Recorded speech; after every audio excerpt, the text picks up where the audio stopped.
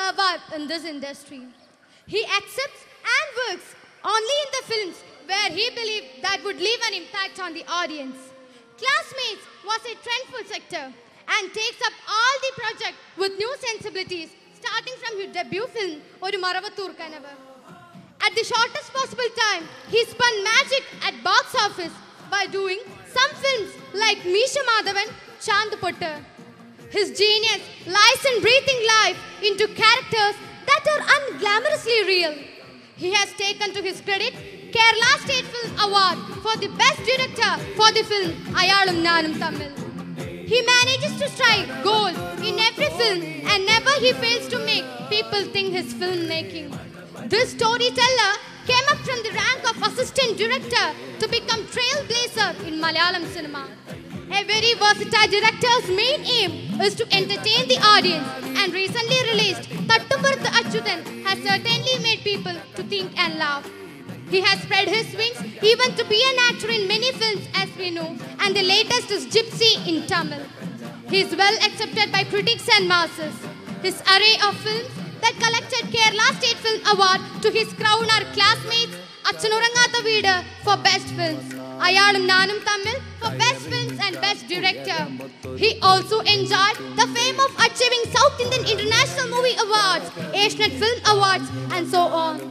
It's my honor and privilege to invite such a great figure of film industry, Sri Lal Jose, the director, to join us in this phenomenon Gurukulam.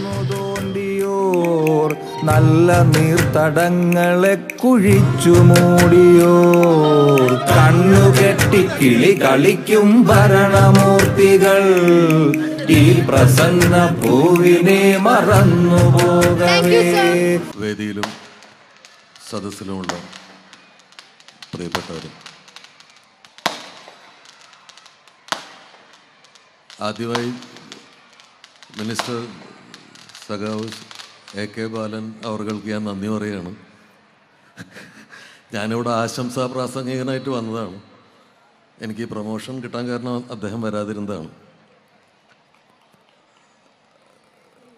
നിങ്ങളുടെ principal Shri വിജയനുമായിട്ട് എനിക്ക് ഒരു 10-12 വർഷത്തെ അടുപ്പവും പരിചയമുണ്ട്. അദ്ദേഹത്തിൻ്റെ വീട്ടിലാണ് അറബിക്കഥ എന്ന സിനിമയുടെ കുറേ ഭാഗങ്ങൾ ചിത്രീകരിച്ച് അന്ന് മുതലുള്ള പരിചയമാണ്. ഗുരുകുലം സ്കൂളിൽ നിന്ന് കേട്ടിട്ടുണ്ട്, അദ്ദേഹവുമായിട്ട് ബന്ധപ്പെട്ടിട്ടുള്ളൊരു സ്കൂളാണെന്നൊക്കെ അറിയാം. ഇന്ന് ഇങ്ങോട്ട് പുറപ്പെടുമ്പോൾ എൻ്റെ ഭാര്യ ഒരു സ്കൂൾ ടീച്ചറാണ്. അപ്പോൾ എവിടേക്കാണ് പോകുന്നതെന്ന് വെച്ചപ്പോൾ അങ്ങനെ ആലത്തൂരൊരു സ്കൂളാണ്. ആലത്തൂർ ഏത് സ്കൂളാണ്? അപ്പോൾ ഗുരുകുലം സ്കൂളാണ്. അയ്യോ, അത് ഭയങ്കര സ്കൂളാണ്. അവർക്ക് ഈ സ്റ്റേറ്റ് യൂത്ത് ഫെസ്റ്റിവലിനെല്ലാം അവിടുത്തെ കുട്ടികൾക്കാണ് കിട്ടുക. ചെറിയ കുശുമ്പോട് കൂടിയിട്ട് പറഞ്ഞു. അവളും ഒരു സ്കൂൾ ടീച്ചറാണ്. അപ്പോഴും ഞാൻ ഇത്രയും വിചാരിച്ചില്ല. ഇപ്പോൾ ഇവിടെ വന്ന് നിങ്ങളുടെ റിപ്പോർട്ട്, വീഡിയോ റിപ്പോർട്ട് കണ്ടു. ഇവിടുത്തെ ഈ സെറ്റപ്പൊക്കെ കണ്ടപ്പോൾ ഉണ്ണി എന്നോട് പറഞ്ഞു, ചേട്ടാ ഈ സ്കൂളിലൊക്കെ പഠിക്കാൻ പറ്റണത് എന്തൊരു ഭാഗ്യമല്ലേ. ഉണ്ണി പഠിച്ചതൊരു ചെറിയ സ്കൂളിലായിരുന്നു. ഞാൻ പഠിച്ചതും വലിപ്പമൊക്കെ ഉണ്ടായിരുന്നു, എന്നാലും ഇതായിട്ടൊന്നും ഒരു കമ്പാരിസണും ഇല്ലാത്ത സ്കൂളിലാണ്. അപ്പോൾ നിങ്ങൾ ഭാഗ്യം ചെയ്ത കുട്ടികളാണ്. എല്ലാ സൗകര്യങ്ങളും പ്രത്യേക കെയറും ഒക്കെയുള്ള ഒരു സ്കൂളിൽ പഠിക്കാൻ പറ്റി. എനിക്ക് ആ പിള്ളേർ കളരിപ്പയറ്റൊക്കെ നടത്തണ കണ്ടപ്പോൾ ശരിക്കും കുശുമ്പ് തോന്നി. കാരണം എൻ്റെ മക്കളെ കളരി പഠിപ്പിക്കണമെന്ന് ഞാൻ ഭയങ്കരമായിട്ട് ആഗ്രഹിച്ചിരുന്നു. എനിക്ക് 2 പെൺകുട്ടികളാണ്. അപ്പോൾ ഇവർ ഈ ലോകത്തേക്ക് ഇറക്കി വിടുമ്പോൾ കുറച്ച് കളരിയൊക്കെ കയ്യിലിരിക്കണത് നല്ലതാണ് എന്ന് ഞാൻ വിചാരിച്ചിരുന്നു. പക്ഷേ ഒറ്റപ്പാലത്ത് കളരി പഠിപ്പിക്കുന്നൊരു സ്ഥലമില്ല. അവരുടെ സ്കൂളിലോട്ട് കളരി പഠിപ്പിക്കുന്നുമില്ല. അപ്പോൾ ആ കുട്ടികളെ കണ്ടപ്പോൾ എനിക്ക് ചെറിയൊരു കുശുമ്പ് തോന്നി. കലാരംഗത്ത് കലകൾ വലിയ അത്യാവശ്യമുള്ള കാര്യമല്ല എന്ന് ചിന്തിക്കുന്ന ഒരു വിഭാഗം സ്കൂളുകളിൽ ഞാൻ പോയിട്ടുണ്ട്, ഞാൻ കണ്ടിട്ടുണ്ട്. അത്ര വലിയ അത്യാവശ്യമുള്ള കാര്യമൊന്നുമില്ല. പിന്നെ പേരിന് എന്തെങ്കിലുമൊക്കെ പരിപാടികൾ. കലകൾ എന്തിനാണ്? ഈ കലകളില്ലെങ്കിലും ലോകം മുന്നോട്ട് പോവില്ലേ? എന്തിനാണ് പാട്ടും ഡാൻസും ഒക്കെ എന്തിനാണ് പഠിപ്പിക്കുന്നതെന്നൊക്കെ ചിന്തിക്കുന്ന ആൾക്കാരെ ഞാൻ കണ്ടുമുട്ടിയിട്ടുണ്ട്.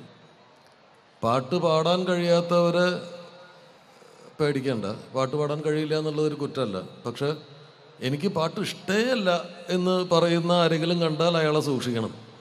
ഇത് ഞങ്ങളുടെ ഇടയിൽ പറയാറുണ്ട്. ഇപ്പം പാട്ട് കേൾക്കാൻ പാട്ട് കേട്ടാൽ എനിക്കിങ്ങനെ കലി വരും എന്ന് പറയുന്ന ആളെ സൂക്ഷിക്കണം എന്ന് പറയാറുണ്ട്. അതിൻ്റെ കാരണം നിങ്ങൾ മനുഷ്യരായി നിലനിർത്തുന്നതിന് കലകൾക്ക് വലിയ പങ്കുണ്ട്.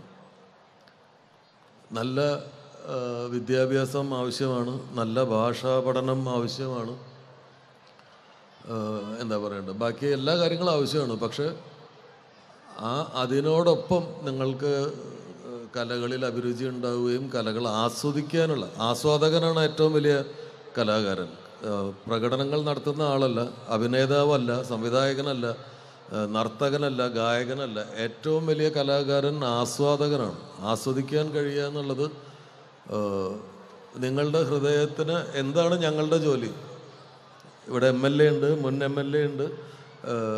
അവരൊക്കെ ജനങ്ങളെ നയിക്കുന്ന ആൾക്കാരാണ്.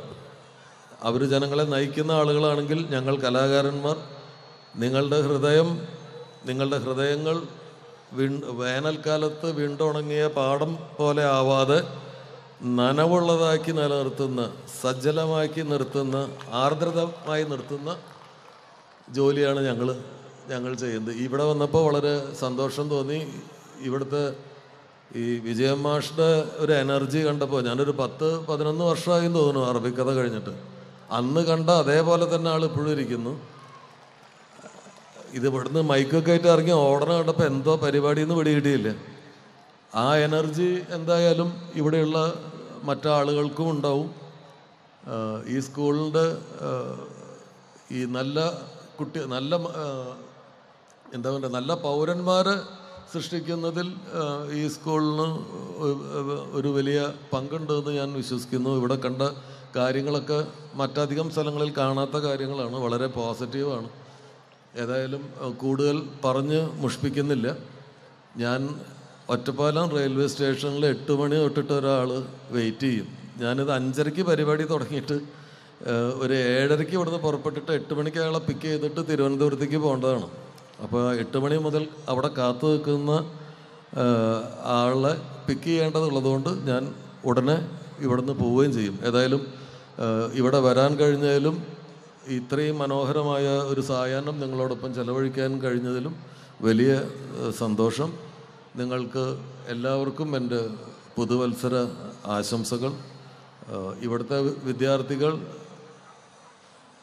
ഈ കലാപ്രവർത്തനങ്ങളിലും സ്പോർട്സിലും വിദ്യാഭ്യാസത്തിലും മാത്രമല്ല, ഒരു വിദ്യാലയം, ഒരു കലാലയം ഏറ്റവും അഭിമാനപൂർവ്വം നിവർന്നു നിൽക്കുക അവിടെ നിന്ന് പുറത്തിറങ്ങിയ വിദ്യാർത്ഥികൾ വിവിധ കർമ്മ മേഖലകളിൽ അവരുടെ മുദ്ര പതിപ്പിക്കുമ്പോഴാണ്. അങ്ങനെ ഈ വിദ്യാലയത്തിന് അഭിമാനിക്കാവുന്ന ഒരുപാട് വിദ്യാർത്ഥികൾ ഇവിടെ നിന്നുണ്ടാവട്ടെ.